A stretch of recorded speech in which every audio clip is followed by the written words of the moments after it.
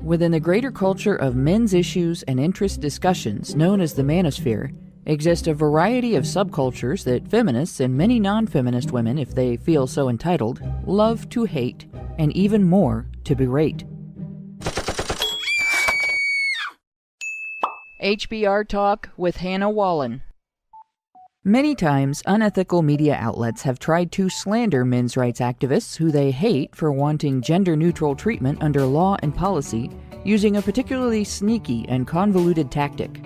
They'd smear another male subculture that is an easier target, then try to extend the smear to the men's rights movement by association.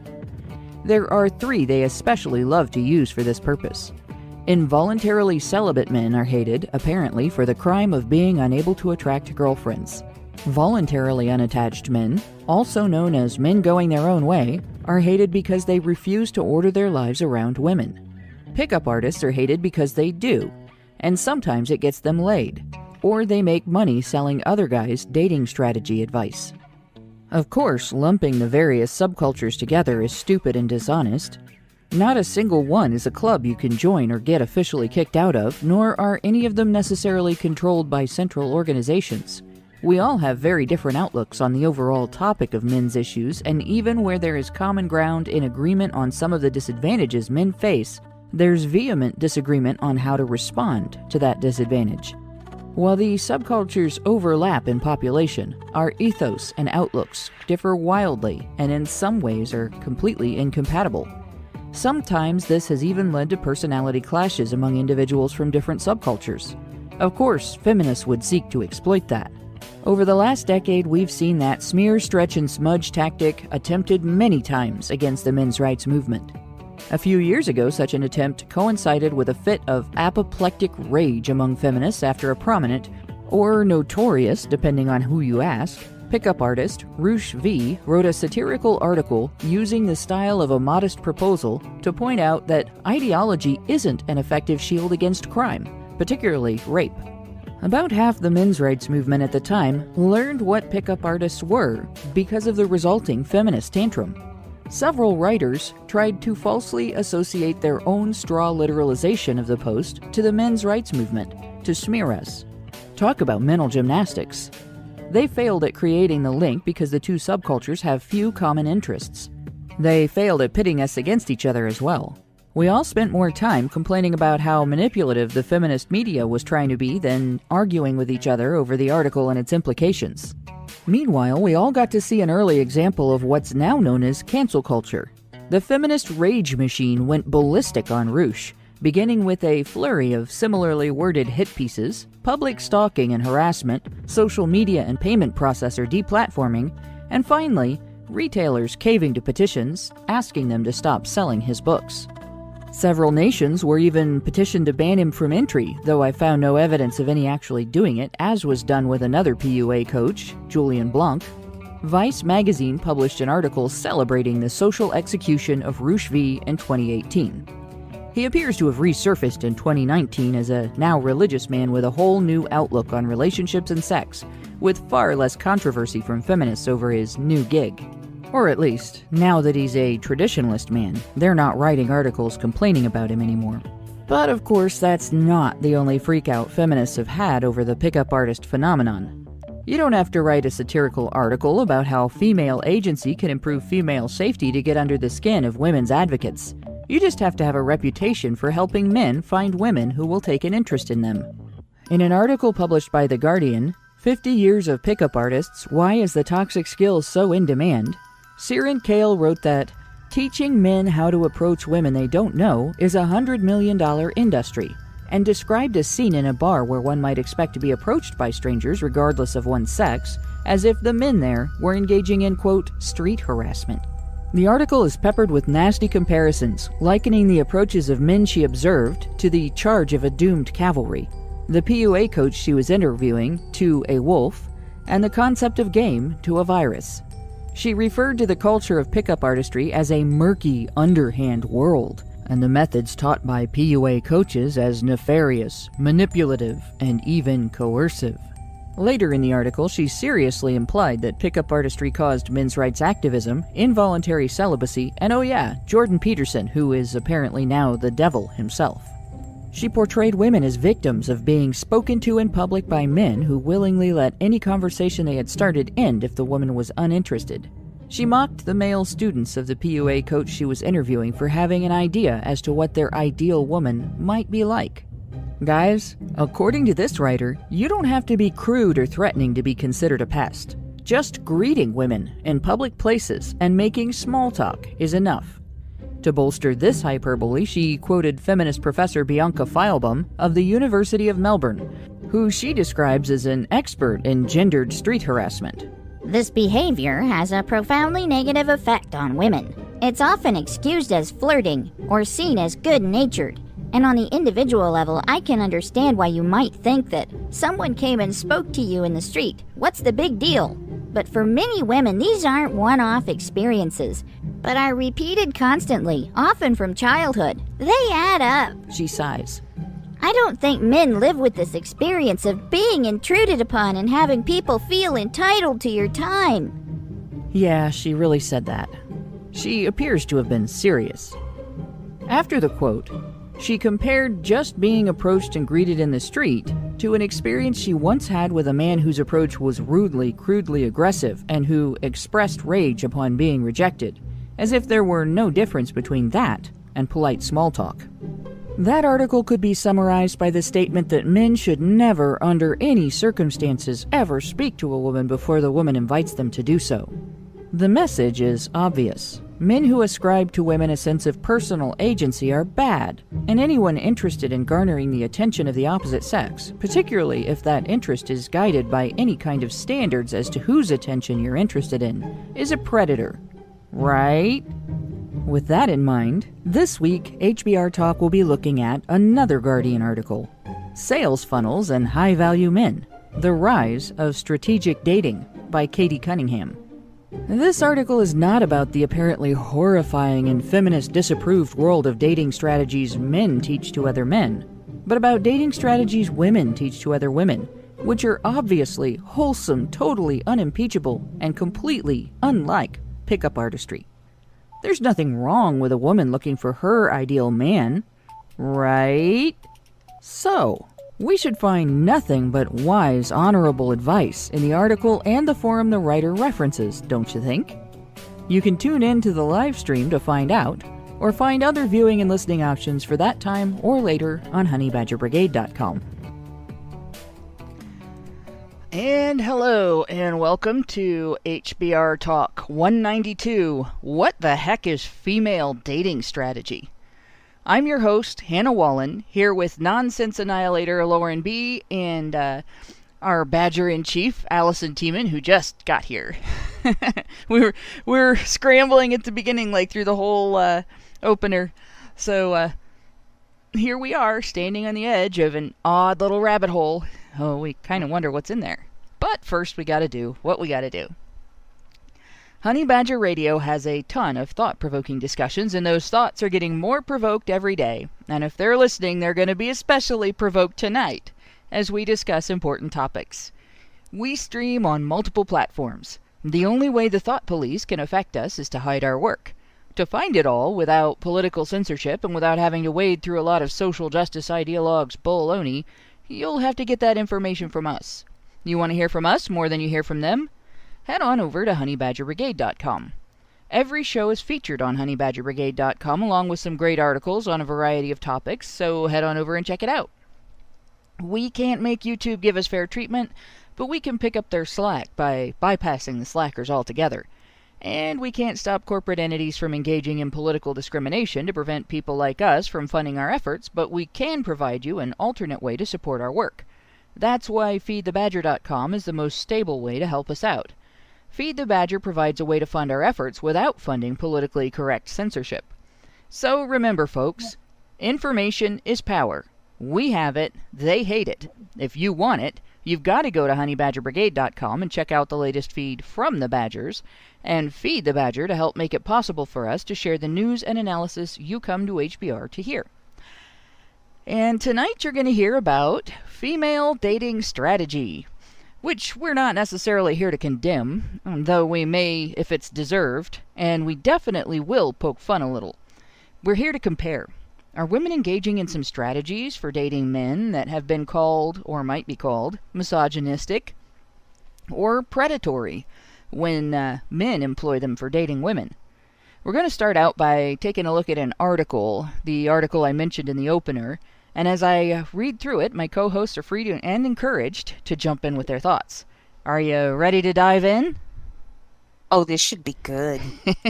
I know, this is going to be fun. Real good. So let me get the article up on the screen here. Put it in the window. Come on, window. There's one thing that just came out of watching the intro was just, so men can't talk to women in public, essentially. Yeah, essentially, men, they basically don't want men to approach women in public places. If men approach women in public places, they are being sex pests. If you stop a woman and ask her for directions, and it turns out you actually just asked her because you think she's cute, that's the same to the woman who wrote the article and the professor that she consulted, as if you walked up and grabbed her by the tits. Like, they just don't have a filter for that. Like, no ability to differentiate and say, hey, you know, sometimes people just want to talk. Yeah. And, it's actually extremely arrogant to assume that every man who talks to you wants to have sex with you, ladies. Yeah. It's quite narcissistic. It's and disgusting. Also, even if they have an initial attraction to you, that they will maintain that attraction after talking to you. Also arrogant and narcissistic. Right, Okay, which with these women, I'm not sure that they would. I think that with these women, the result is going to probably be never mind, abort, you know, because this kind of behavior, this kind of attitude is just toward men. How do they expect to find? And then you have the whole subreddit, which we might be able to get to the subreddit. The article is fairly nice to them, or at least they're trying to be. There's some gems in there. You'll see what I mean when we get through it. But so here we have the image at the top. So let's scroll down a little bit. And well, I should point out, okay, there it is. While courtship handbooks have always existed, and this is true, and they've always existed for both sexes. Courtship handbooks have always existed. For some women, new technologies have both facilitated and necessitated a change in approach. And that's their little opening, like, but only for women, right? I just have to comment. Why did they use an image of a bunch of men courting a feminine boy here? You know, like a young man. That does kind of look like a... You know, like, why would they use that? I mean, is that, like, you know, as long as... Is this the future that they're predicting? If we continue to engage in these dating strategies, what will happen is that men will finally realize, you know what? Femboys actually aren't that unattractive, you know? Yeah. They have better personalities. Because I'm finding this image a little bit bizarre. Well, I guess and let's... They all have soy neckbeards, so does that mean that it takes 5 soy neckbeards to equate to one femme boy, girl, whatever that is? Some sort of mathematics that are going on here. They're all going to dump Grizzly Adams for Atreyu from Neverending Story. That's what it is. He wasn't necessarily a femboy, but he was clearly not an adult. You're right. But Well, none no, of these, like none of these dudes, none of them are wearing socks. This is bothering me. Oh my gosh! Exactly. I didn't even notice that. Well, they might have those. They might be wearing those girly footies that you wear if you don't want people to know you're wearing socks. Or those might be slippers. They might be the guy that goes out in his house slippers, which, you know, I honestly, that guy is kind of cool. The guy that goes out in his house slippers kind of has this "fuck you, I'm not wearing shoes" attitude, and I appreciate that because I hate shoes. So I would like to go out in my house slippers. The guy who goes out in house slippers and apparently wants to date grown-up Atreyu. See, I wouldn't be able to date any of these guys because they're all carrying roses, so I would be allergic to them, so it doesn't matter. So there we go. Or maybe they're giving him roses to give to Artex. Yeah. So Artex doesn't get swallowed up by the swamp of Swamps of sadness. sadness. This whole discussion is turning into the swamp of sadness. Let's actually dive into the muck here. Rebecca Campbell remembers the moment she knew things had to change. I got to age 34 and woke up one Christmas morning on a fold-out bed in the garage of some friends of my parents and was like, I don't want to live the rest of my life like this, she says. I could see that I was potentially going to miss out on having a family unless I did something drastic. So what's that called, folks? Hitting what? I don't even think that's necessarily the wall, because a lot of women who hit the wall hit it with like a condo and 2 cats. Yeah, that's She true. hits That's it true. on probably waking up from some kind of bender and beer cans strewn around, and she's like, I might need to shape Shape up could my you ass. imagine this image, and it was a man. Oh my god. What is this person's name again? Rebecca Campbell. It's probably Let's call him Bob Campbell. Let's say probably a Bob pit Campbell name. wakes up Oh my god. in his friend's garage on the frickin' couch and Yeah. says to himself, I'm never gonna have a family like this. Yeah. Uh, No no. shit, Sherlock. Not when you're inhaling carbon monoxide every night. Like, why are you sleeping in a garage? Oh. Yeah, I'm not sure that was a permanent Bob- arrangement or what. Because Bob does not have a house. He does not have he's not gainfully employed, and he's spending Yeah. all of his nights getting drunk.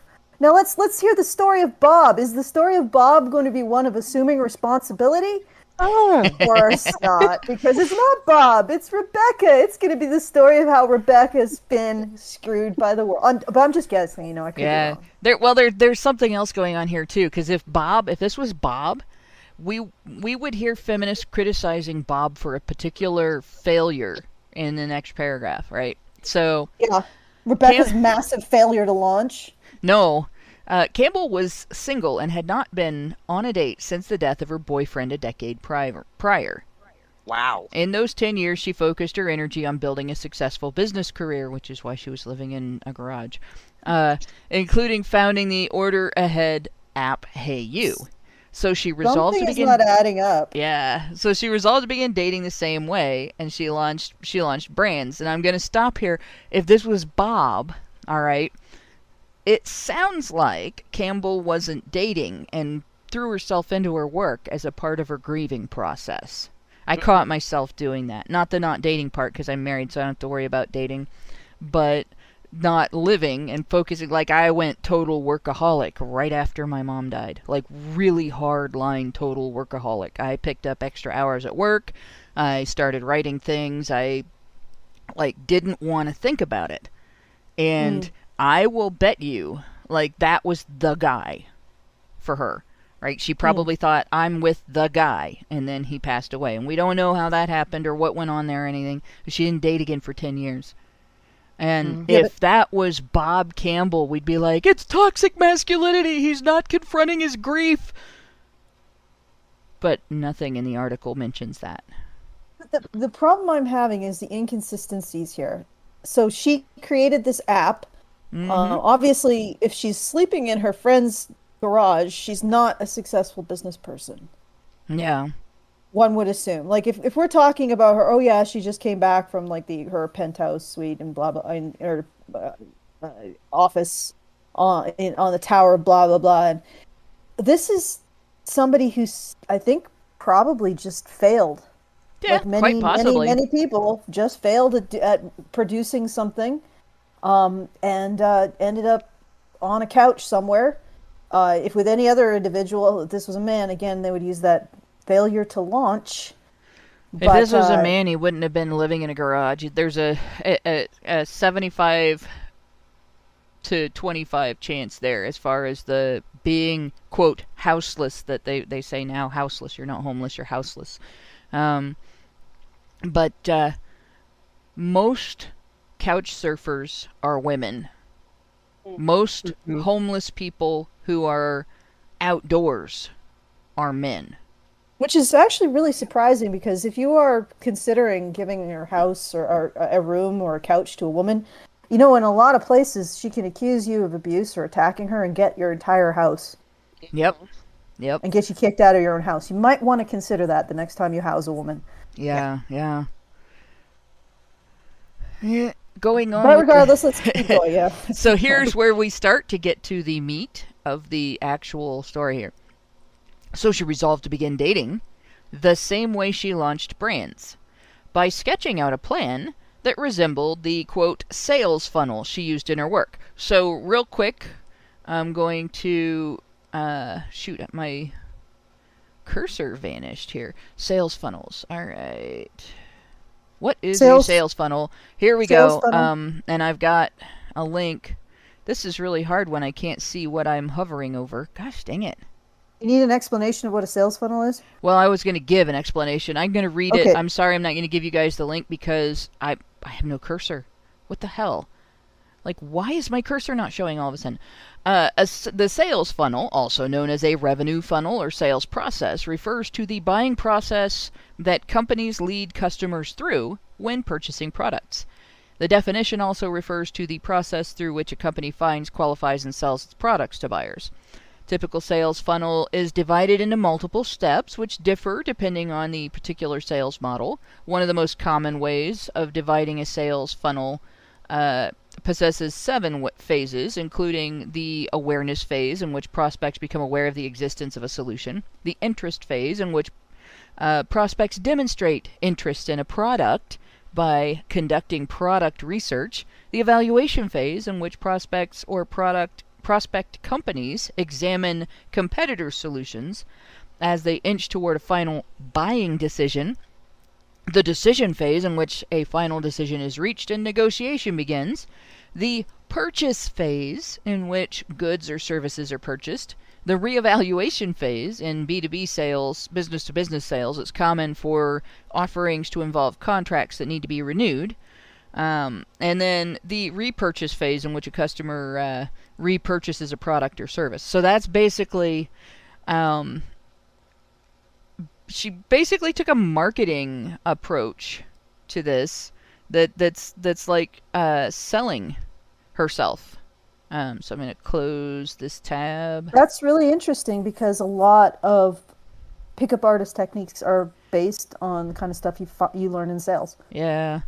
How to approach people, how to generate interest, how to use stories to generate interest, how to deal with what they call last-minute objections, which isn't necessarily that somebody doesn't want something, but just that they want to deal with all of their potential objections to having it. Yeah. And when then pickup artists use sales techniques, which is basically what pickup artists really is, it's sales techniques as applied to dating. Yep. They go bonkers. Now, here's the question. What kind of technique is she going to use for the lip of her sales funnel? That's Does a good she question. have some kind of way of creating some message that she's sending out to men who might not have consented to have her speak to them?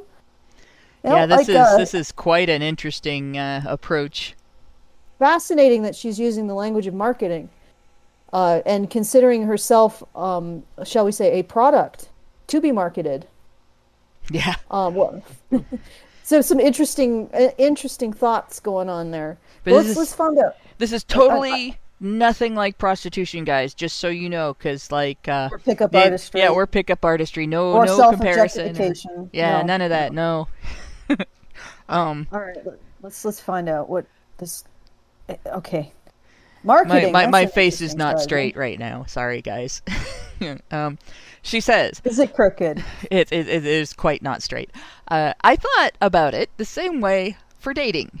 At the top of the funnel, I needed to have as many candidates as possible, she says. At the top of the dating funnel, I needed to have as many candidates as possible. Here's where the analogy sort of breaks down. When you're in sales, you want to sell to as many people as possible. Yeah. And so I guess she wants to have as many prospects as possible, but she's actually trying to winnow through them. This is the exact opposite of... I think I understand why your business failed, lady, and you ended up sleeping on a couch in your parents. Yeah, probably not friends. Parents That's probably just a little bit of a tweaked, so she doesn't sound as much like a loser. Her friend's garage. Her parents' friend's garage. Yeah, it's like your cousin's sister's brother. A sales funnel has a completely different purpose than what you're saying you're creating. Right. Because what you're creating is it's more like a sieve to try to get through the stuff you don't want and find the stuff you do. Yeah. Whereas a sales funnel is about trying to get as many people as possible through the door, not repel as many people as possible. So the fact that you don't even understand what sales are might suggest why you fail to have a business. And say what you will about the 40-year-old woman who's actually financially successful and wakes up one day and is like, I think my ovaries might have been turned into raisins. I forgot to have a romantic life. I forgot to make connections with other people that weren't business related. At least she built something. Yeah. This is a loser. Yeah. And I know, I feel bad for her. Her boyfriend died 10 years ago. That's horrible. Yeah. It's a grieving process, etc. That has nothing to do with the fact that you failed and you don't understand sales. Yeah. When I used to sell cameras, of course, the first thing is the only people that came in were people who came in to the store because it was a camera store that sold photo and video equipment and accessories and books on the topic and a few related things that you might use if you were involved in these hobbies, right? Somebody would come in and tell me that they were looking to buy a camera. We had like 7 or 8 different big brand names and a whole bunch of different little makes and models. It's like going to a car dealership and saying, I would like to buy a car. And so the first thing I ask them is, what kind of photography are you looking to do with it? Because you have professional photography, you have amateur photography, you have artistic photography, you have unprofessional photography, you have journalism, you have wedding photography, portraiture, you might be doing images for sales, and so I needed to know what make and model of camera had the best features to suit their needs. And it was all about narrowing it down. It wasn't about having them look at all the different cameras and then decide. It was about not wasting their time having them look at cameras that were nothing that they needed. And this woman seems to be doing exactly the opposite. She decided to waste as much of her time as humanly possible and the time of a bunch of men with dates that were going to go nowhere when she was looking for a mate. Which, if she found a guy that's compatible with her and they have children, they're going to have to watch those children like hawks because they're going to inherit the dingbat gene from both parents. Well, I'm just fascinated to follow along on this journey. So here we see a woman who has an essential misunderstanding of reality. Okay, I'm going to use a sales funnel for something that is more like a sieve. So I don't understand I don't have a basic understanding what a sales funnel is, or a sieve for that matter. So let me use my my funnel sieve.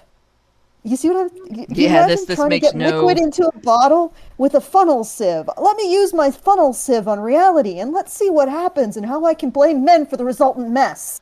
Right. Yeah. I don't know if she's going to blame men. Who knows? Let's see. Women always blame men when women make decisions about men, and then things go wrong. And so, let's see how she does. So let's see how she does funneling water through, or funneling fluid through her funnel sieve. So here we go. Her name, again, this is Rebecca Campbell. She wrote a book about her experiences. It's called 138 Dates. And I think that actually means that she went out with 138 men on one date per guy.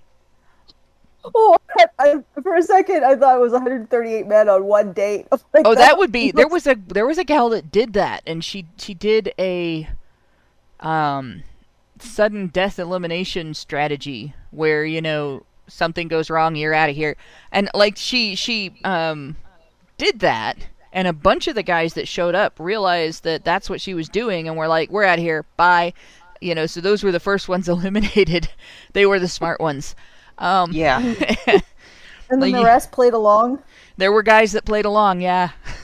That's like, oh my god. Oh man, admittedly that I have the advantage of not necessarily being as attracted to women as men are, but if I were the guy that got through to the end, I'd be like, oh, by the way, you're eliminated for having done this in the first place. Yeah. Bye. Oh my god. Oh god. Jesus. Yeah. So awesome. Things So that never happened. to bring Okay. in leads, not to meet guys, right? To bring Actual in romantic interests. Like, yeah. Another misunderstanding of sales. You know, Yeah. when you're selling, you're actually trying to understand the person you're selling to. I'm guessing she doesn't do that. No. To bring in leads, Campbell signed up for online dating platforms such as eHarmony wait. and Tinder. Just a question.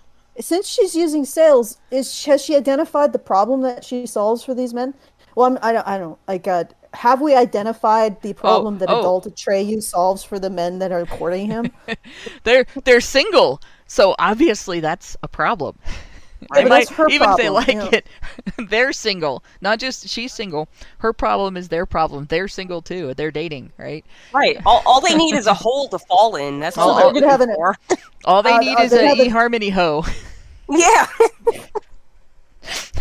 They're just gonna do an exchange of problems, like a swap meet, I guess. Yes. All right. Okay, so So- let's find out. I'm sorry for Oh interrupting. god. She signed up for the online dating platforms such as eHarmony and Tinder and tasked friends with matchmaking duties. So, a note to everybody who is my friend. If you do this, we are not friends anymore. I don't matchmake. Wow, this is like that's really. Not only are you sleeping in your friend's garage, you are tasking. I love how she says it. I tasked them. Yeah, like, bitch, I'm not your pimp. Go fuck yourself. Right. Like, holy shit, I'm not your madam. I'm not your Did madam. Did her friends consent to her even asking them to task them with stuff? Oh, this is, I'll tell you what, this is one of the things that bugs me about, like, I'm not, like, that girl that can't get along with other women, but this is a thing that I hate about other women.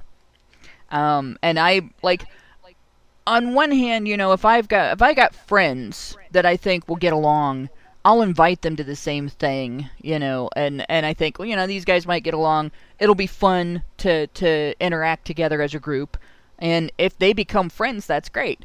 But you don't shove them together like Barbie and Ken going, hey, you guys need to hang out because I like you both and you guys have a lot in common. That's really a boundary issue problem. Like, and this is a common thing for girls. I had, when I was single and I was recovering from a breakup that was really rough because I didn't leave the guy because we didn't like each other. I left the guy because our relationship was getting dysfunctional and I didn't have the maturity to fix my end of it, and I didn't know how to change that at the time. And it hurt. Like, I didn't want to break up. I just knew I was going to wreck him if I didn't. And so I was going to take a couple of years and grow the fuck up. I don't think I worded it that way at the time, because I don't think I was mature enough to word it that way at the time. But as soon as I was single, all of my friends decided that was a problem, and they started setting me up with, oh, you gotta go out with this guy, you gotta go out with this guy, he's gonna like you, you're gonna like him. I didn't want to. I don't want to, you know? And then it's like, well, you're rejecting a guy. No, I'm rejecting dating. I don't want to date right now. And I went through that at 3 distinct times when I was still single, for 3 different reasons. The first one, the earliest one, was I don't want to start dating yet. I still play with Barbies. You know, like that was clear back in junior high. I had girls saying, "Oh, you need a boyfriend. You need a boyfriend." I'm 14. Leave me alone. I don't want a boyfriend. You know. So, and this is one of those things that everybody is, "Oh, are you autistic? Are you autistic?" I'm going to just start answering yes. I mean, seriously, I watched a video on autism from the inside or Asperger's from the inside, the channel, and then it led me to another video and another video, and I'm like, shit. I'm Might be autistic. I've erased pretty much any doubt. Just really high functioning autistic. So Okay. that's just the way the ball bounces, and I seem to be doing all right with it, so I don't care. But and in the meantime, like, that would explain why, like, I didn't really want to date until I was much older teenager. I was busy. Other people will probably not understand that, but I was busy, and when I wasn't busy anymore, then I wanted to date. But this is something that women do not get, girls do not get, and they really don't get it about guys. Guys don't want to just be set up with some random cunt who is looking to settle down right now. Mm-hmm. Like, they want to meet somebody and have I their see what own you're saying. damn relationships. For the Right? other side of this, so she's Yeah. getting her friends to go find men, to meet. Oh, by Right. the way, And yes, they hopefully do get their really into friends- that. Girls get really into that. Oh, yes, I will set you up with every guy I know. And the guys are going to be all like, oh, shit, here we go again. And the other thing is that are they aware of this before they start getting set up Oh, with Yeah. these women? Okay, let's go a little further into this. I mean, it feels like this is a setup for the Three Stooges, some serious pratfalls. Sorry, I mixed the first letters of that. Except, of course, in this case, we have the Stoogina, who's going to blame everything on men every time she falls on her face. Okay, but I'm actually fascinated to find out how she falls on her face and how she blames it on men. So let's find out. So here you go. To bring in leads, she tasked her friends with matchmaking duties. She goes on. She created a list of the traits she wanted in a partner. To vet candidates, she had screening calls with potential dates before meeting them. So she asked these friends of hers to set her up with all these guys, and then she screened them before she went out with them. And even if, like, the guy maybe didn't want to go, and Susie says, "Oh, but you gotta meet this woman, Rebecca Campbell. She's really cool. I think you'll like her." And he calls Rebecca, and they talk on the phone, and Rebecca's like, "I don't think this is gonna work out. Never mind."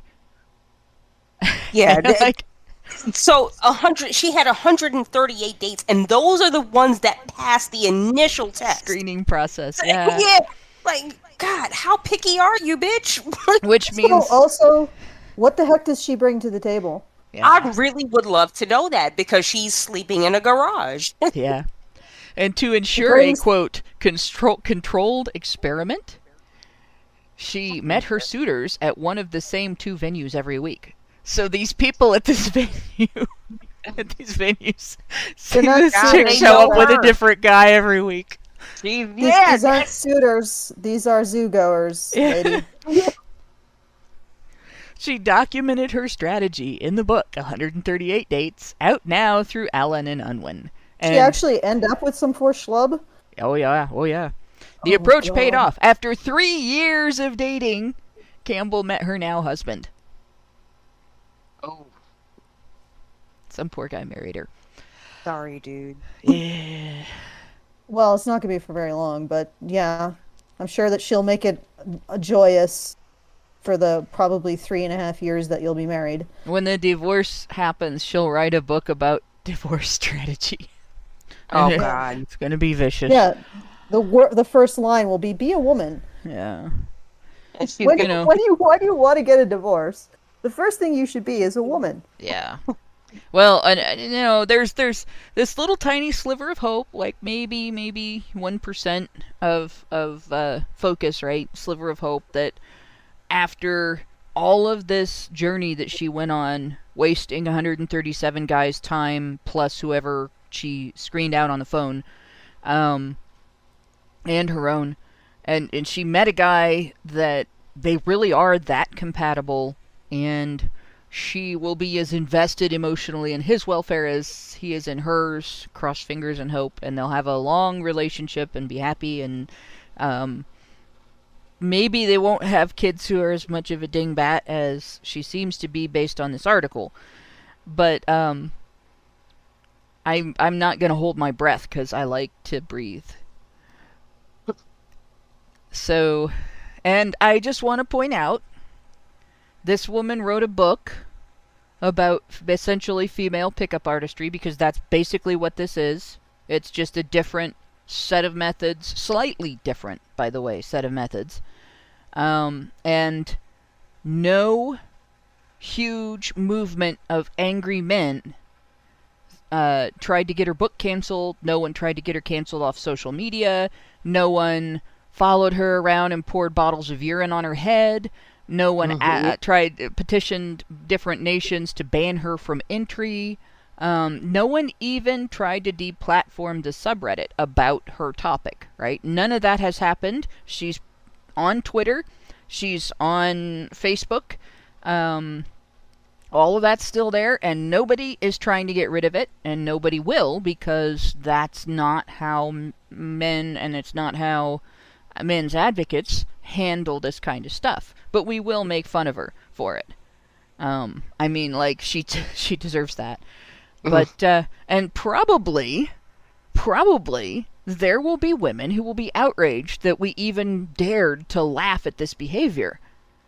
Whereas, if she was Bob Campbell, and she did all this, and she wrote a book about it, and she published it, even if the end result was finding the perfect woman for him to marry, the outrage, the butthurt, the how dare you have those kind of standards for women, all of it would be, just absolute, another apoplectic fit, just like when they looked at male strategies for getting laid and male dating strategies for finding a partner, which they reacted that way toward both, and there might be a subset of women who would treat it all as very romantic, but at the same time they would still consider it abusive toward the women that get rejected.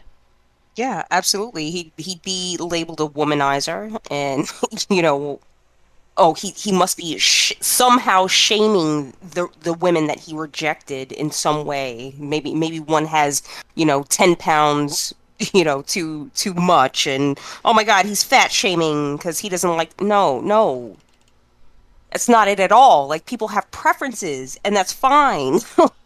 But yeah, no, it's just, but it's not allowed when you're a man. If you're a woman, your list can be a mile long, and it's just like, oh well, that's what she wants, No, it's completely different. Well, yeah. Well, believe me, if this was a story about a man who started his dating life waking up on his friend's couch in his friend's garage and saying to himself, I need to get a family. What I'm going to start with is writing out a list of all the traits I want in my female partner, and then I'm going to approach it like a marketing strategy. And I'm going to vet these women, and I'm going to call them to make sure that they have my traits. Oh, hey, Betty, do you have a 24-inch waist? Nope. Yeah.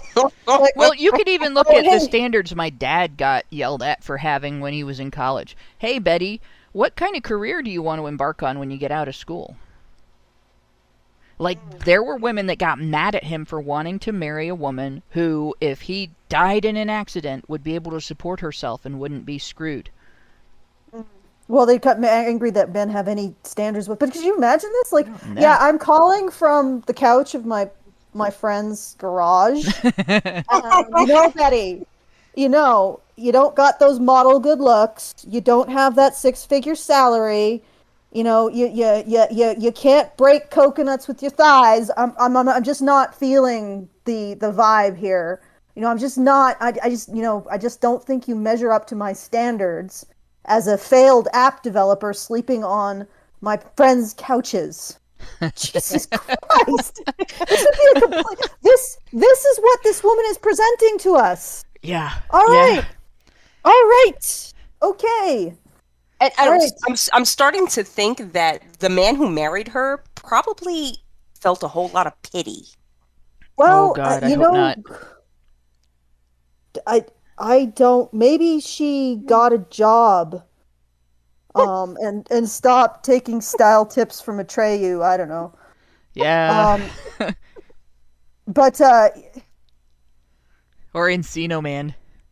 Encino Man. Well, no, I actually much prefer the idea that these, they wouldn't they aren't necessarily neckbeards. They could be like extremely, you know, hipstery Grizzly Yeah. Adams. Well, that's just it. They're not really, because neckbeards are actually kind of cool. They're usually Listen, pretty I'm a fan. laid back dudes, But I'm a fan. yeah, the hipster beard kind of guy. Well, yeah, I'm kind of married a guy that his beard can, if he decides he wants to let it go, his beard can bush. He looks like Bluto. And I just like take my fingers and run them through the beard. Oh, God. Okay. All right. So here's what I'm getting. So these are gay Yeah. gay Grizzly Adams. Hipster Really dudes. likes casual, like, hipster dude. Really likes casual wear, all attempting to date a grown-up Atreyu. That's where I'm going. That's where my mind is going. I don't That want to see picture this is woman in this at all. It's a much more interesting story than this. There we Whatever go. the hell we're reading. Well, we're gonna read some more. Yeah, we probably should, eh? Before we're gonna get So through we it. say after 3 years of dating, Campbell met her now husband. All right, 138 about him? dates. Oh, it there- doesn't say anything about him. It doesn't give any information about him so far. So 138 dates is one woman's personal dating strategy, but Campbell is not alone in applying a set of rules to her love life. On Reddit, a community of 179,000 mostly heterosexual women discuss their courtship tactics in the subreddit Our Female Dating Strategy. The board began in 2019. This is now 2019, all right? 2019 is after 10 years of Reddit feminists trying to get rid of the manosphere subreddits. All of them. And the porn subreddits that cater more to male visual interests than female visual interests. And any guy that they thought might be a little misogynistic and so on. But the female dating strategy subreddit has 179,000 members and started in 2019 after they made it clear that this kind of behavior is sexist. And it goes on. Oh, what do you expect? The female dating strategy universe expanded this year to include a website and a podcast. The female dating strategy, FDS, which is really funny because FDS is the initials of a florist that does delivery in Ohio. I don't know if that's like everywhere or not, but getting an I know who FDS that is. delivery. Yeah. Yeah. They advertise all the time on the radio, so as soon as I saw FDS, I'm just like, oh God, that's hilarious. But offers a range of, and then it says in parentheses, often brutal, expletive-laden. Like, okay, so, often brutal, expletive-laden advice to single women designed to optimize the female dating experience. Among the 6-point FDS mantras are ruthlessly evaluate men, make him invest before sex, and don't split the bill. Okay. All right. Let's go there. Oh my God. Yeah. No. Let's not split the bill. So when you're at dinner with this bitch and she's on her phone and not paying attention and expects you to pay for everything, you kindly get up, you walk the fuck out of the restaurant, and she can split the bill between whoever she's texting on her fucking phone. It seems like this is a perfect way to vet these women. Yeah. Okay, guys, you just say, so this date, we will be splitting the bill. Oh, are you one of those female dating strategies? Like right there. Yeah, yeah. You know that if she's okay with splitting the bill, if she's okay with, and what, this is so strange. Like, how do the rules work for splitting the bill? Like, presumably, if he's your friend, you don't expect him to pay for you. Yet, at the same time, if he has an interest in you that's sexual, that is harassment. Yeah. So it's just okay. Well, here you go. If you're a guy listening to this, they've just given you a very easy way to vet them. Split the bill on the first date, and if they don't want to do it, then you know that they are from the female dating strategy website or they're influenced by them, and you know that you have just dodged a bullet. Exactly, because a woman who is really genuinely interested in you won't make you jump through these fucking, these rings. Like, you won't have to do this. If she's really into you, splitting the bill for dinner is not. Yeah, it's not a deal breaker. So it's not a deal breaker. No, it's not a deal breaker. And I'll be honest, this rule about don't ask men out, that like, no, I do or did. I asked guys out, and if I was the one who initiated the date, I assumed I would be paying because I was the one who asked him out. And there's a bunch of stuff in here, like a list of no-nos include asking a man out. FDS believes women should not make the first move, and drink dates. They're low effort. Going out for a meal is preferred. Okay, so none of that fits. I've broken all of these rules except for the drink dates because I don't drink that much. And I never drink on a first date, or never drank on a first date. But like just going back and looking at when I was like in college and I was really dating, I asked guys out. I didn't ruthlessly evaluate men. I asked guys out if we had things in common and I wanted to spend more time with them. And I went out on dates with guys that asked me out that I wasn't sure, it was going to work out or anything, because it's hard to ask somebody out. And also, you don't always know how much you're going to like somebody from just hanging out with them in a group of people. And when you get a chance to chit-chat one-on-one, that's a lot better way to find out just how much you're going to like somebody. But this idea of, it has to be a dinner date, it has to be this kind of date, it's all bullshit. Go someplace where you have something in a common interest, and go someplace where you're going to have fun together, and where you're going to learn about each other. Go to a festival, go to a museum, go hiking. Go hiking. You don't have to pay for that. That's true. Go for a walk in the park. And here's a tip for men. Go hiking and leave her about 5 miles away from the nearest civilization. And she makes it back. Alone. And if she makes it back, no, don't do that. She'll be strong enough to bear children. I don't know. There you go. No, don't do that. That was a joke.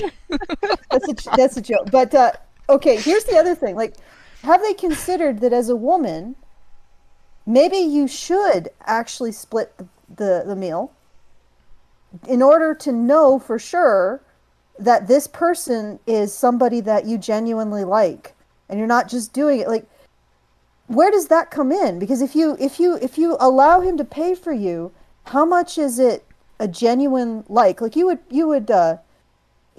spend time with your female friends presumably because you genuinely like them, not because they're paying for your meal.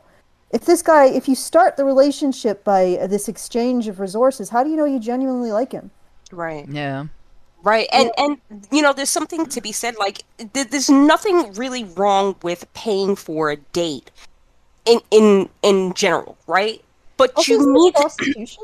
Okay, sorry, go ahead. Well, but if she doesn't also reciprocate, that's the biggest issue right there. You know what I mean? It can't be just you constantly paying for things, paying. If she doesn't, initiate some kind of gesture, then you know that you're not working with a reciprocal, person. Like, it's just not going to be that type of relationship.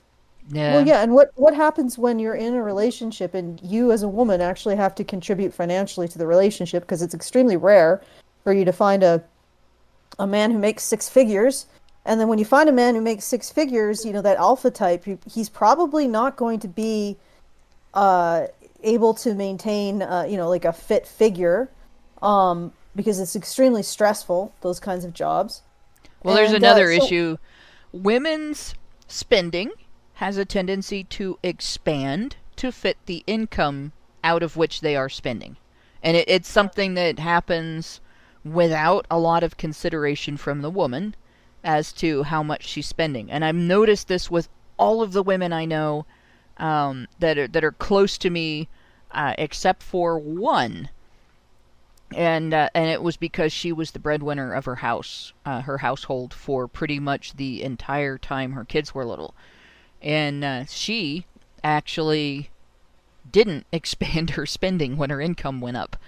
Not significantly anyway, not more than, there was a while where she had an income that wasn't paying the bills. So, then it expanded, obviously. But yeah, this is a problem. Women who feel like their attention needs to be purchased, and then don't feel like they need to, in any way, spend resources pleasing the guy who's purchasing their attention. That's a really bad situation for the guy. Well, and the other thing is for the woman, once again, I mean, if you split, you have a better sense if you like the guy versus just want the resources. And the other thing is that if you don't look at it in terms of a resource acquisition, when you are in a relationship, you are more likely to have a companionate relationship and one that you will enjoy. Because I know that women don't seem to understand this, but there isn't actually a lot of joy that you get out of material things. And finding someone you love is something that is so profoundly greater. After, a certain level, you don't want to be in poverty necessarily, but after a certain level of comfort, material goods don't matter. Yeah. So it seems to me like they're self-selecting a situation where they're going to be miserable because they selected a man who has the same kind of materialist attitude, and then turn around and say, how dare you think I owe you sex, even though I think that you owe me money for sex. You know what? You individuals who write these lists probably shouldn't be in relationships because you don't know what they are. Why don't you just be a prostitute? Is the real difference between prostitutes and female dating strategies that prostitutes are honest and the fees are up front? Yeah. Well, yeah. There is actually a trend, I guess I would say, among Tinder women. I don't know if they do it on eHarmony and other sites, but I know it happens on Tinder, and I've seen forum discussions among women on how to do it and on men about what it feels like to be on the receiving end of it. And that is women who go out on dates with guys just to get free food. They literally don't have any interest at all in the guy. He takes them out on a dinner date. They have dinner together, and then she ghosts him. He never hears from her again. And there are guys that for a long time have suspected that, right? Here we have these women that insist the date has to be a dinner date. They want to meet in a restaurant because it's a well-lit public place and blah, blah, blah, whatever reason they give. They get their dinner, and then they never call back. They don't answer. They ghost. They disappear off the platform for a while, whatever. And they're like, I think she just went out with me to get a free meal. It's confirmed. There are women who actually talk about it. There are women who do it all the time. And it's really shitty behavior. And so, for a guy, the defense against this, the only defense against this, is Dutch dates or going out to places that are free or don't have food. This is unbelievable. Yeah. Wow, another reason to hate women. And it's I'm actually at the point where I think I am a full-fledged misogynist. I just despise women. There's some individual women who are okay or decent. Yeah. But I am there. I am really there. Because there's nothing that women as a group have done that appears to be in any way of benefit to anybody but themselves. And often not even to themselves. It's just like hatefulness for the sake of hatefulness. Yeah. Yeah. Yep. And it's like, can we identify one thing that is admirable about women that they've done. That isn't like a podcast with 90 people watching. You know, like it's anything admirable. You listen to this in the comments. You show me something, some initiative women have done that actually is of benefit to someone other than women. Or some behavior in public that shows some kind of demonstration that they at all appreciate men in the fucking slightest. You know, there used to be. But there aren't now. There used to have been. And now it's sad. The more I hear about this crap, the more I dislike women intensely. And women will be like, oh, men are worse. No, men are not worse. There's no... First men of all, built an entire civilization to provide for and protect women. What did women do in return? This. So, yeah, I really have a rough time taking that kind of argument from women. Oh yeah, men do the same thing. No, they don't. No, you don't get foodie calls from men, right? Right. And you know what? Most MGTOW, you know why they don't want to date most MGTOW? Because of the legal situation that men are in. Mm-hmm. Not because some of them definitely have some very negative views on women. That be it as it may, I think most of them don't want to date and they don't want to get involved. They certainly don't want to marry because of the legal situation. Yeah. That it places them in as men. And they call that misogynist. And this is, it's fine. It's perfectly acceptable behavior. It's like women could have the most appalling, they do, the most appalling, selfish, self-involved, completely ungrateful, entitled behavior. And everybody will say, well, you gotta respect women. Why? No. Why do I have to respect women? No. Unless they fucking earn it. And That's believe it. me, I'm That's not seeing it, a lot Allison. of earning. There are rare women left in the world. The world is mostly populated. Most of the female human beings in the world are women. Mm-hmm. And you can't respect women. And yeah, I hate women. I can't stand women. I get along great with women, but I can't stand women. Yeah. And I guess that's a really good way to put it. And this, what we're reading about here, is a woman. Yeah. Oh, women. Yes. Okay.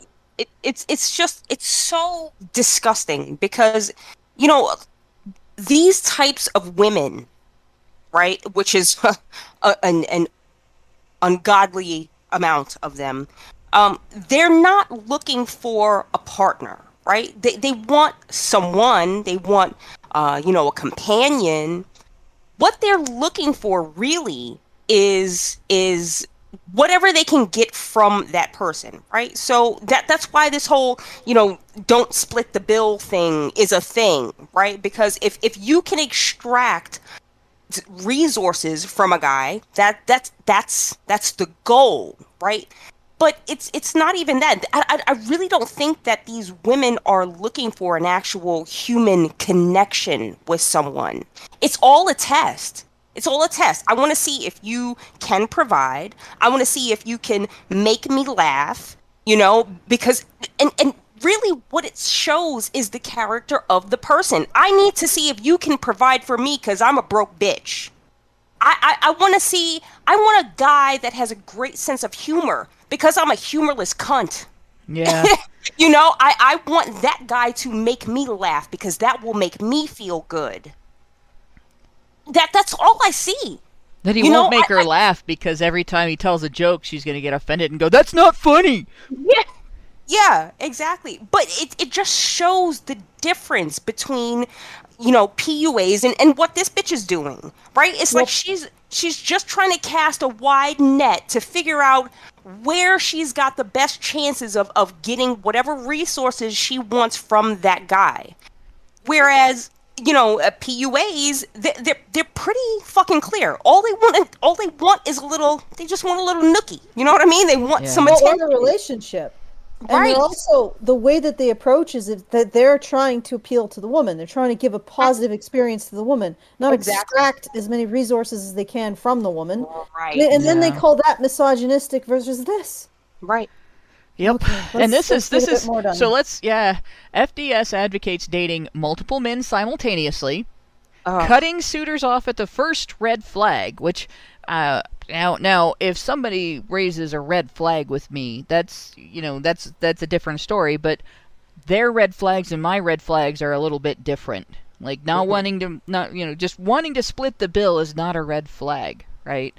Wanting to come in after you've said no and starting to insist is a red flag. Those kinds of things. Like, no, I'm not gonna invite you inside tonight. Just let's end it tonight and meet another time, and make sure you're communicating that this isn't like we're not gonna see each other again. And somebody starts shoving at the door, then that's a red flag. That kind of behavior is a red flag. Treading over your boundaries is a red flag. But these women aren't being advised to watch for somebody to tread over their boundaries. They're being advised to watch somebody who is careful with his resources, right? And it goes on, as Campbell did, conducting pre-date interviews over the phone. So a guy asks you out, and then you talk to him on the phone, and you're like, maybe not. The goal is to filter out anyone who is not, in FDS parlance, a, quote, high-value man. High-value man. So here we are. This is the meat right there of the entire thing. They're looking for high-value men. This is they will get mad at men for looking for hot chicks. They will get mad at men for looking for women of character and not women who date multiple men simultaneously and cut them off at the sign of the first, quote, red flag, and maybe sleep around a lot. Maybe women of a specific character, women of a traditional character. They'll get mad about that. But it's okay for them to look for high-value men. God damn it. Yeah, it goes on. Deploying some form of strategy around dating is nothing new. Since the 1700s, women have parsed Jane Austen novels. Dang it, why can't I get, There we go. Have parsed Jane Austen novels for wisdom on selecting suitors. More recently, 1990s hit book The Rules, which we've all heard of, The Rules, explicitly doled out such dating instructions to women as don't call him and rarely return his calls, and don't accept a Saturday night date after Wednesday. Like that. Okay, so I've broken those rules. For men, 2005 bestseller The Game explored the rule of pickup artistry, or the world of pickup artistry, encouraging techniques such as, quote, negging, making comments that undermine a woman's self-confidence so they're more vulnerable to male advances. Negging only works if you either have an ego or low self-esteem. And so it's not negging. It's like they use the term negging, but it's more like teasing. Yeah. It's I don't know why they do. Like, why do pickup artists are like, we could really make things worse for ourselves, so let's do that. Yeah. Like, why would you use a term like negging when what it is it's more like playful teasing? Well, it depends on how the guy does it. I've actually experienced what I think feminists would think of when you think of negging. And I didn't realize it at the time, and it had to be pointed out to me later because I didn't care. And it just went right over my head. But at the same time, it wasn't one of those situations where like you're flirting with somebody. It was after I was pretty much like no dating, nothing. And so I really didn't realize what happened until later. And so it was ineffective.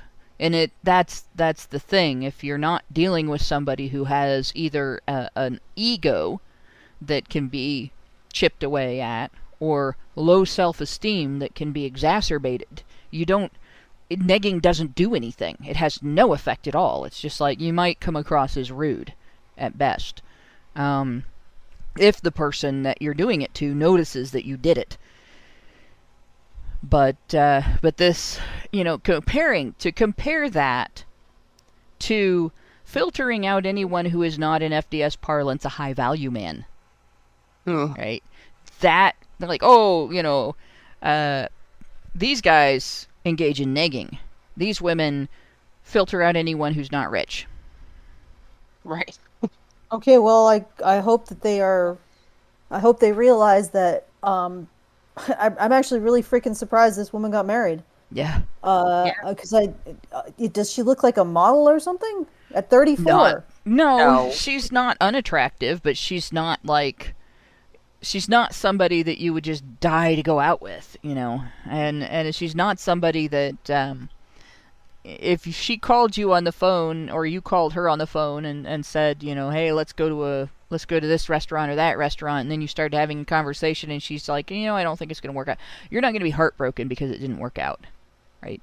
It's like, okay, well, something's wrong with that woman. Dodged a bullet there. But, yeah. There's a picture of her and the husband a little further down. No. Like, there's nothing, like, I wouldn't look at that face and say, oh God, what an ugly woman, But I'm not gonna look at her and be like, oh gosh, I just picture? If you scroll down to you'll see it in the article, yeah. So we'll go on until we get there. Let's see. Oh God, sometimes children.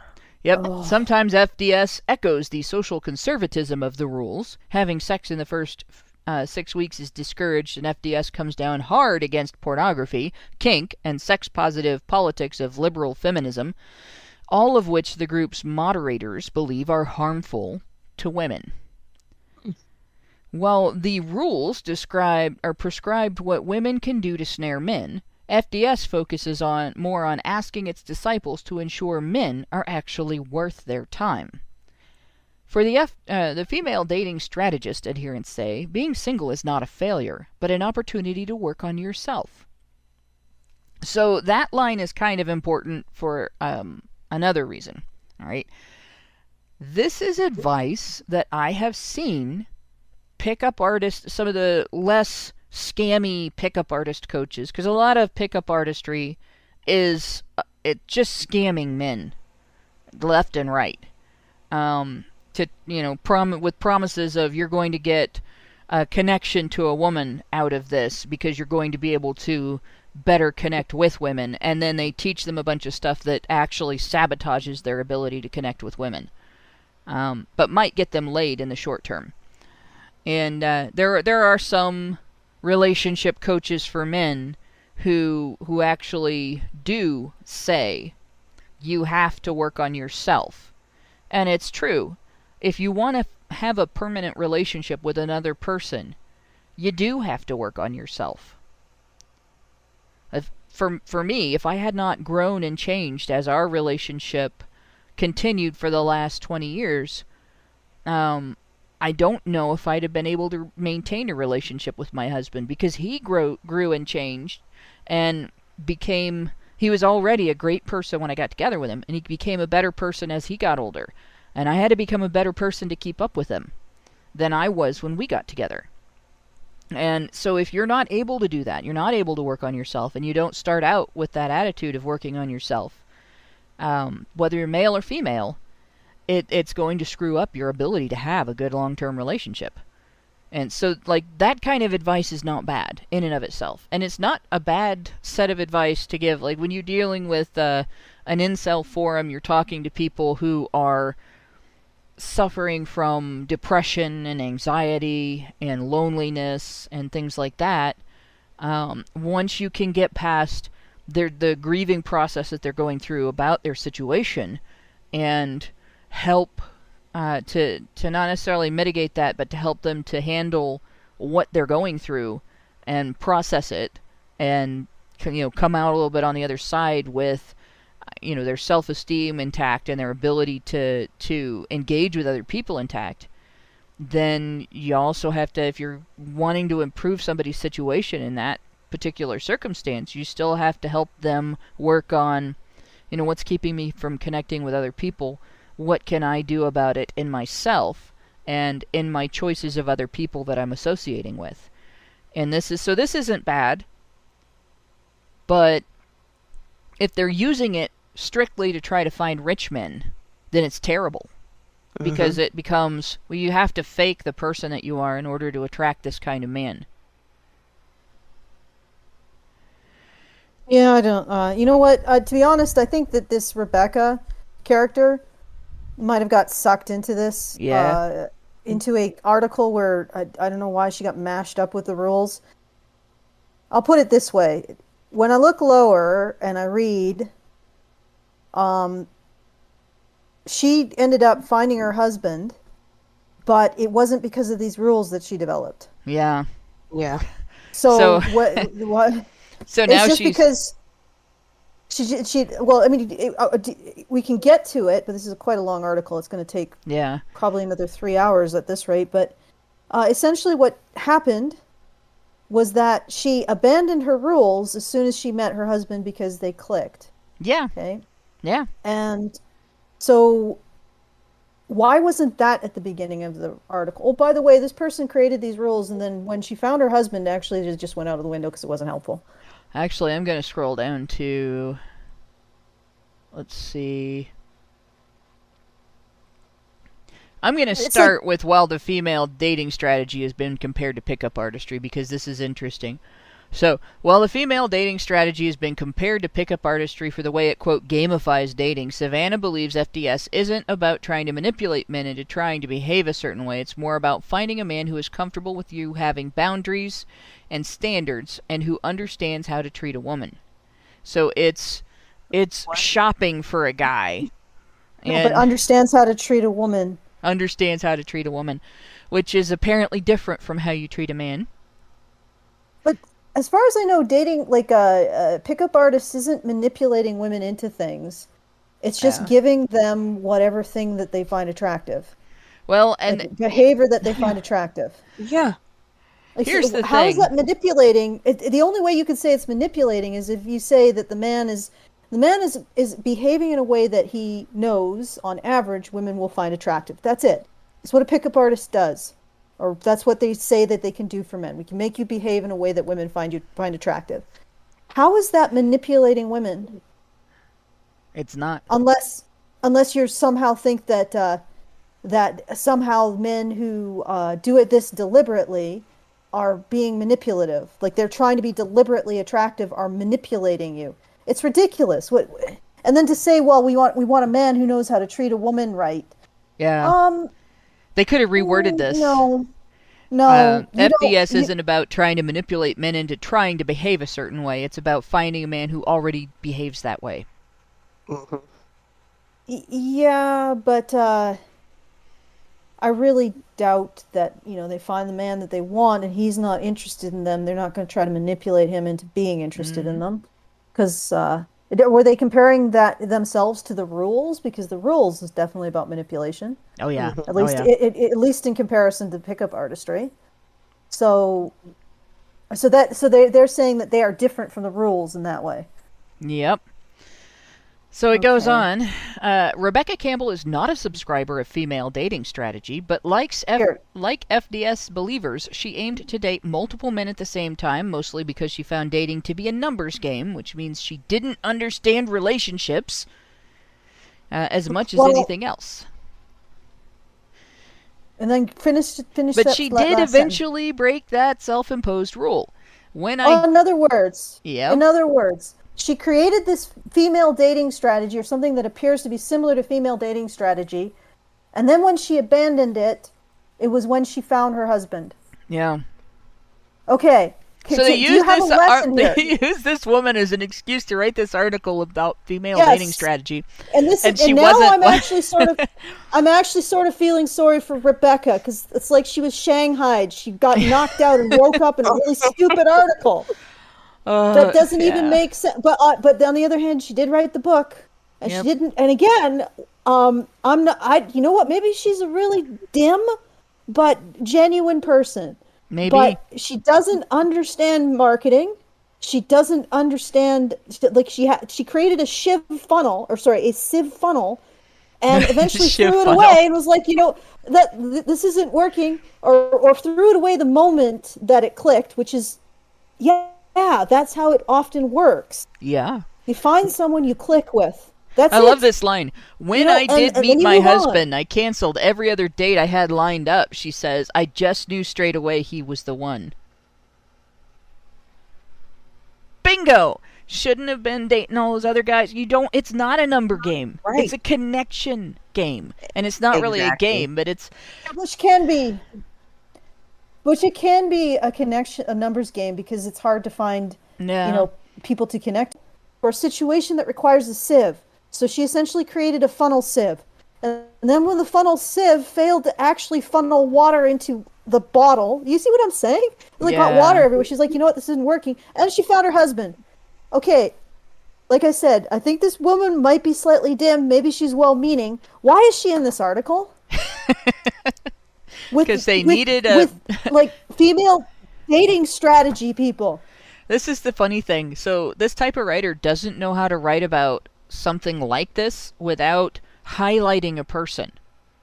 They have to tell this person's story and wrap the article around the person's story. They cannot just look into what this female dating strategy is and then write about it in terms of this is who these people are, this is what they do, this is what their rules Probably 'cause are, they're this is how it loathsome. works. Yeah, this is a good thing, because look at this young woman, and she had a great outcome. So obviously, it's a good thing. Yeah. Even though she wasn't using it. Yeah. Yeah, she wasn't using her own rules. I love this. Well, I and think it's there like- is something magic that happens when two people connect. You can't necessarily turn into a formula. No shit, Sherlock! Come on! Jesus Christ. But putting yourself in Luck's way is definitely a good strategy. In Luck's You way, know yeah, where they use but this? not in the way of a highway of traffic where you were relying on luck to find the needle in the haystack. Yeah. Well, I mean, You know- let's put it this way. She went on a whole bunch of dates.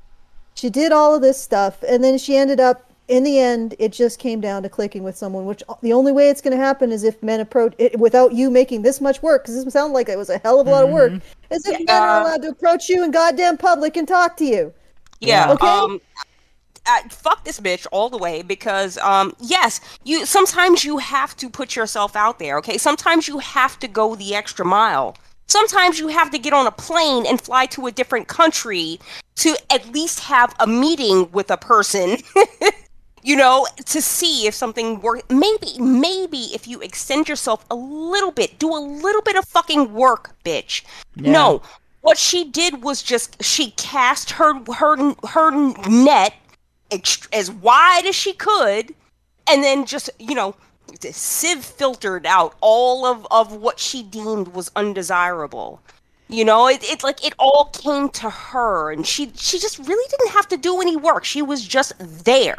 Yep. Well, yeah, that's the feminine dating strategy. So now- in the end, all of these rules got thrown out. Now, the overall point I'm trying to make is it seems like this woman got shanghaied into this article. Because this, first of all, also, why would she write a book and say, well, this is what I did? And basically all it amounts to is, yeah, if you can't find someone, go on more dates. Basically, yeah. Yeah, So- okay, all right. But how did she get shanghaied into being the front face of FDS? Like, are the women who are a part of female dating strategy so appalling, like such appalling human beings that they couldn't even be the front face of their own article? Because this is not really about Rebecca Campbell. It's No, about female dating strategy. It sounds like this Katie Cunningham, this chick. It sounds like she read whatever book this Rebecca chick wrote, and no. She didn't even read the book. She just... there's no connection between a woman who says, if you want to find someone, go on a lot of dates, and female dating strategy. Okay, woman who says, okay, you go on a lot of dates, and meet a lot of men, and then suddenly finds the guy she clicks with, which is completely luck. So she wouldn't have even, if she had met this guy, if this guy, let's say, had been in a train stop and saw her and was like, I think that she's quite attractive. I'm going to go over there and I'm going to strike up a conversation with her and see if we connect on some level. And she had met him that way. She would never have gone through this. She would never have done 138 dates. Yeah. She would have never asked her friends, and it could have gone that way. It is luck, okay? That you find somebody that you are truly compatible in that way, and it's not luck that you stay with them. That generally is elbow grease. But, you find someone you click with, you have that initial, that gets you over the hump, you get together, you enjoy each other's company, right? So that I want to can happen for women. There was a time when men could do the 138 dates for you by just going up to you and being like, hey, and you see if you click. And if you don't, you say bye. But apparently that's now horrible harassment that women cannot sustain at any under. Oh boy. Yeah. Okay, sorry. So I've put a link into our chat to the actual female dating strategy subreddit. I just want to take a brief look because they've said this is not about this isn't anything like the terrible, awful, horrible, bad subreddits that men have that we've tried to get rid of. So I want you to look at the second post. Hannah just wants to poke the landmine just a little bit. Just want you to look at the second post here. Yeah. The first post, top post, their pinned post by the moderators is about this article, or no, not anymore. It's about their podcast, episode 23, examining communication dynamics. Sounds really, technical and all that stuff. And then the next most hot post, according to Reddit, is a meme. This is something that they used to complain about us doing in the men's rights subreddit. Just saying here, really quick. That the men's rights subreddit is full of misogynistic memes that criticize female behavior. So this meme is a photograph of a post-it note that says, if prostitution was empowering for women, men would be against it. Isn't it amazing how they can print these condemnations of men's character? Yeah. And they have enough of a market for this crap that they can print all kinds of stickers and postcards and all of that. That's basically just condemning the essential character of men as a group. Yeah, and what really gets me is here we are, our subs are better than your subs. Our subreddits are better than your subreddits. Our forums are better than your forums. We don't do this kind of thing in our forums. And the hottest post in the forum, the one with the most engagement, it has 2,300 upvotes, is a picture of a postie that has a misandric statement on it about men. That men would oppose something just because it's empowering to women. That is a nasty statement about men's character. It's not true. But that's their hottest post in the female dating subreddit. Oh, and also their rule, what was it, 2 or 3? Actually, don't give sex until a man pays for it. Yeah, sort of contradicts this. If you are so against the idea of exchanging sex for wealth or resources, why is it one of your principal rules? Yeah. And why is it that you would? And I like this one. The next is questions to ask yourself when vetting a man. Yeah. People think they're competing with other suitors when dating me, but really I'm comparing you to my own solitude. That's the competition. Is your company better than being alone? Am I growing around you like I do when I'm alone? Do I feel safe? Is there joy? Is there peace? Trying to see the image. For some reason, it's very hard to do this without a... I mean, but that's not necessarily an incorrect attitude to have, right? Because I hate this idea of the, when you find someone that they complete you. No. fuck that. You should be a complete person before you enter into any kind of relationship, because if you're constantly looking for that something else somewhere, then you're never going to be satisfied. And then what happens if you find that person that completes you, and like, what if they die or they hate you when they break up with you? Then what are you? You're just a shell of a person? No. I think a lot of women, a lot of people would do very well to look inside themselves and just figure out just be happy with who you are. You know what I mean? Yeah, that's fine. Next post. Uh-oh. Lies men tell. They also have amnesia about the recent part of history where men prevented women from gaining financial security on their own because they wanted women to be forced into marriages through survival. Okay, first of all, throughout most of human history, women have worked. They've also inherited. They have also had access to something called the domestic economy, which in many cultures is the primary economy. Okay? This is absolute self-indulgent myopia. And these are the hottest posts. These are the hottest posts. Yeah, these are the hottest posts. Right? Men will complain that we're only seen as a paycheck, but then do everything in their power to get out of contributing to their families in any other way because I pay the bills. Oh, no, they don't. What the hell is this? I mean, this isn't even statistically true. Men contribute child care and like, this is just stereotyping. It's astounding how incredibly popular this is. This is just condemning men based on a lie about their nature. Right, exactly. And, like, of course, there's going to be men who, they might not be happy about doing these things. They might grunt and they might grunt their way through it, but they don't do it. That's just it. These women have a stereotype of men. They think every guy is Archie Bunker. Yeah. I'm serious. Because, like, I don't know any guy who is like that. They call men scroats. Well, almost all the guys I know are married and have kids. Almost all the guys I know in my area, like where I live, that I'm close to, they're almost all married with kids. One is married with cats. They don't have kids yet. But that's it. They're all married with kids. They all work or bring in income, and they all get up with the kids at night. They all take care of the kids. They all have specific mentoring they want to do with the kids that is different than what the moms do with the kids. So they want specific dad-kid time to engage in that mentoring. And they also have activities that they just really like doing with their kids. I get one guy likes to take his daughter to anime conventions and stuff because they're both really, really into that. And, the kid has engagement with mom too, but that's dad time. And, they do all kinds of stuff like that. The housekeeper in my DM's family,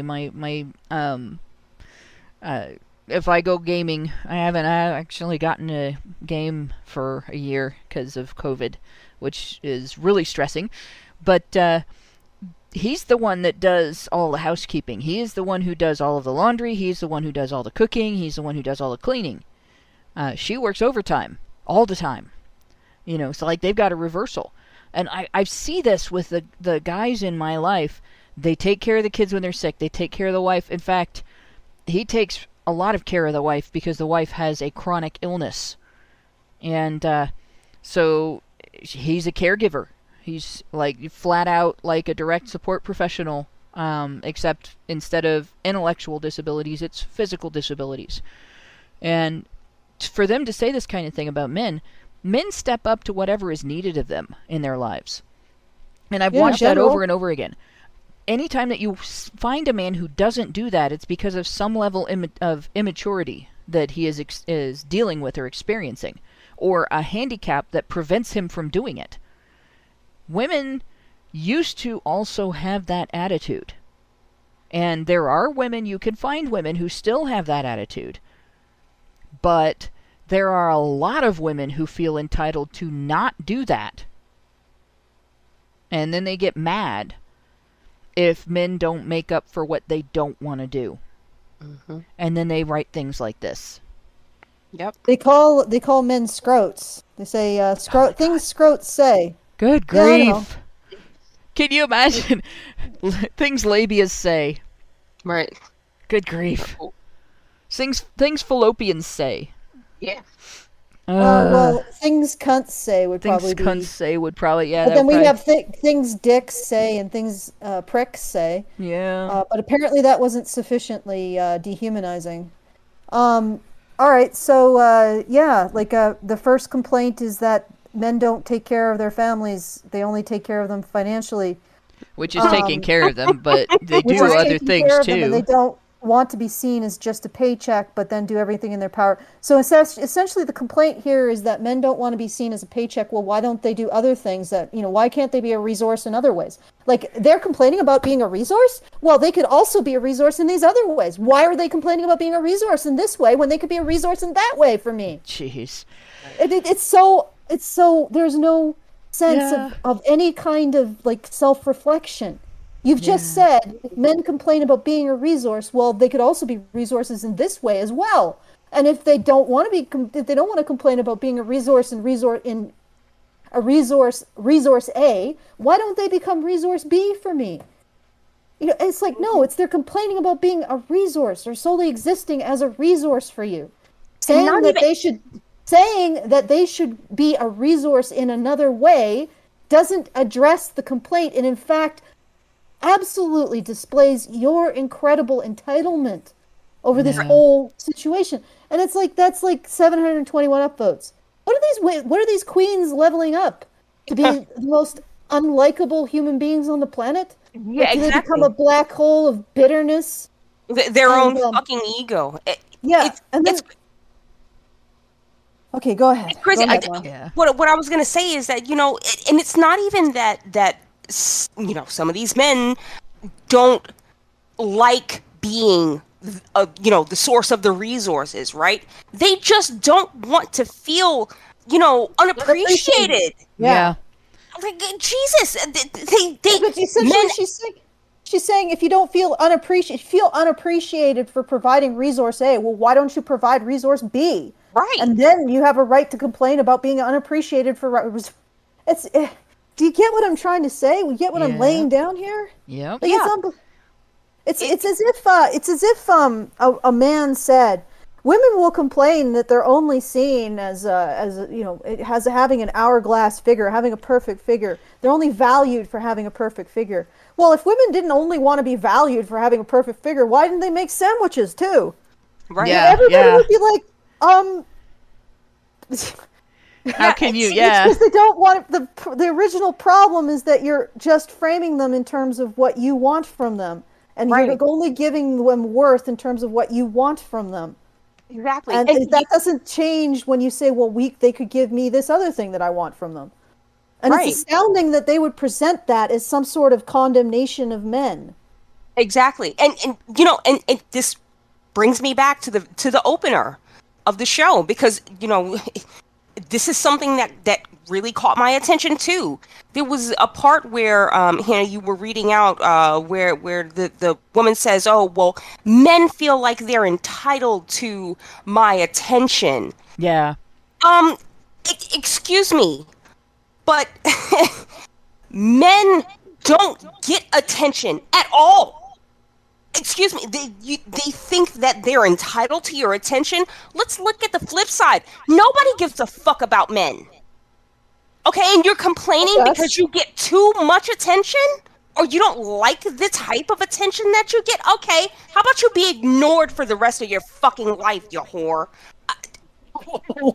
Well, this is the thing. Tell us what you really think, These are the women that will complain because you didn't tell them they look pretty today in the correct manner when you have gone the last month without hearing that you looked professional or nice or anything, and not understand why you don't get it.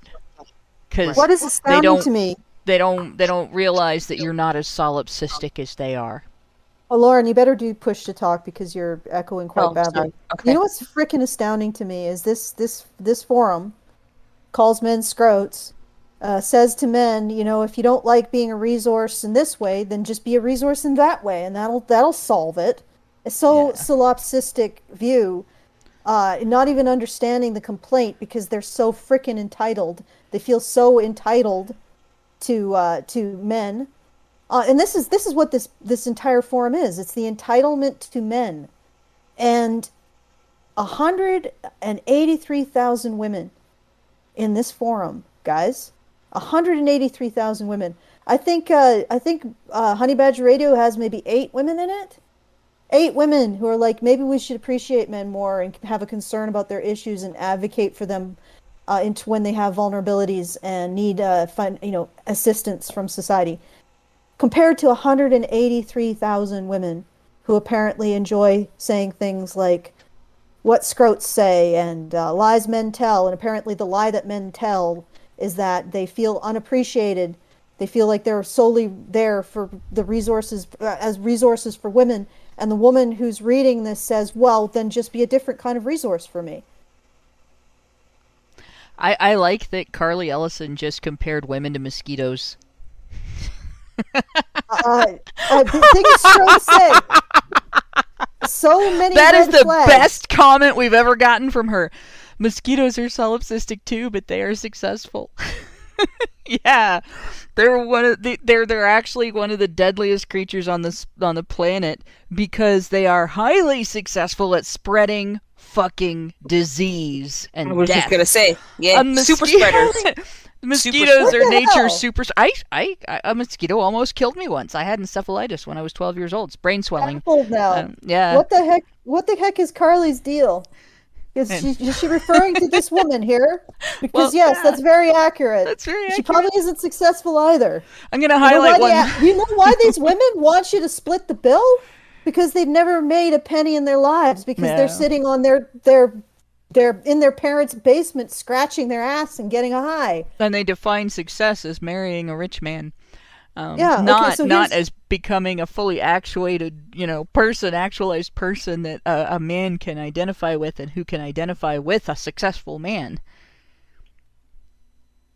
Okay, so here's one under their tag things scrotes say. So many red flags. Fess hole. So this is, I guess, a Twitter where people fess things. My fiancé, and this is from a man, my fiancé and I have been together for almost 10 years after what started as a casual office fling. She adores me, but I'm not sure I feel the same. I only asked her to marry me out of guilt as she left her husband to be with me. And they're saying so many red flags. I'm saying, get out, you poor schmuck. Like, what are the red flags here? The problem is he doesn't want to be there, but he feels guilty, and that is the worst reason to have it's not a red flag. Look at the one below it. Look at the one below it, because the one below it got a helpful award. Silly question. Anonymous asked, would it kill a woman to not assume that every single male is a sexual predator? And Punlich says, Yes, actually. It can literally kill us to not assume that men around us are sexual predators and take precautions according